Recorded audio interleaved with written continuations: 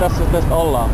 Tässä on aika niin tyypillinen esimerkki tällaista paikasta liikenteestä, että täällä on kyllä hyvä, kun ylittää katua, niin pitää ottaa huomioon se, että oikeastaan niin liikennevaloilla ei ole kauheasti merkitystä, että se on pikemminkin sellainen suositus.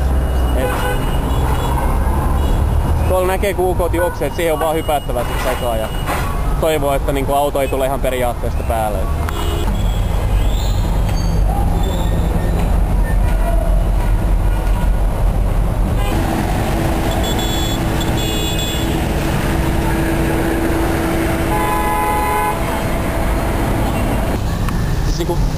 Sinänsä tämä paikka on tosi siisti, että mä en oo oikeastaan vielä niinku keksinyt, mistä mä asiakseni täällä valittasin, että mun mielestä tää on todella viihtyisää ja niin. Ei oo sellaisia hirveitä sontakasveja, mitä oli niinku jossain toisessa maassa, missä mä oon aikaisemmin käynyt. Mitä nyt tietysti tuo yhden tietyn äijän naamaa näkee joka paikassa, että tuo presidentti on vähän niinku toinen dominoiva hahmo täällä. Ja nythän täällä on tulossa presidentin vaalit ja no, hän nyt sattuu olemaan niinku ainoana ehdokkaana siinä. Siinä tietysti hassulta tuntuu, että ne käyttäisi niin paljon rahaa tuohon mainoskampanjaansa. No siinä meidän näkee yksi näistä harvoista busseista, mitä täällä on, että komeasti on koristeltu kyllä.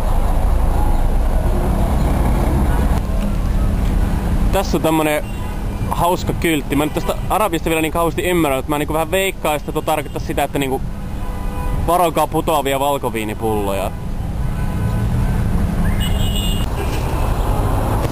Joo, kävin tossa just syömässä niinku pizzaa ja ranskalaisia ja vedin turkkilaiskahvit päälle siihen. Oli aika rasvainen kulttuurikokemus kyllä tosiaan.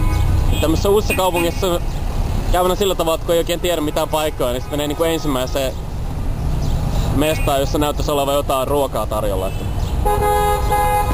Niin sitä piti sanoa tästä kaupungista oikeastaan, että tässä on hyvä puoli, että ei ole liikaa ulkomaalaisia täällä, että niitä ei juuri yhtään. Ei ole sillä tavalla, että niin kävely tulla kadulla jossain, niin tarvitsisi niinku lumilingolla raivata niinku ituhippiä siitä edestä. Että sen puoleen ihmisten käyttäytymistäkin huomaa, että niinku ne ei ole kauheasti ulkomaisia tavannut ja eikä ole sillä tavalla niinku, ei ajattele, että ulkomaalaisilla tyypeiltä saisi sitä aina niinku rahaa ja niitä kannattaisi yrittää huijata. Että tällaista mä ainakin kuuluu. Että. No niin, eli vastoin kaikkia odotuksia mä löysinkin perille tähän majoituspaikkaan. Tuossa mun takana on tuo Suomen Lähi-idän instituutti. Oikeastaan se on tuossa niinku rakennuksessa, se on niinku yksi asunto siellä. Ja mä oon sinne majoittunut ainakin toistaiseksi, että oikeastaan ihan hyvä aika lähteä tuonne sisälle päin. Että täällä nyt rupeaa taas vettä tihkuamaan, että pitäis loppua niinku huomenna ja siitä alkaakin se hirveä helle. Että baariin pitäis lähteä illalla, tonne laittamaan itsensä nätiksi. Palataan asiaan.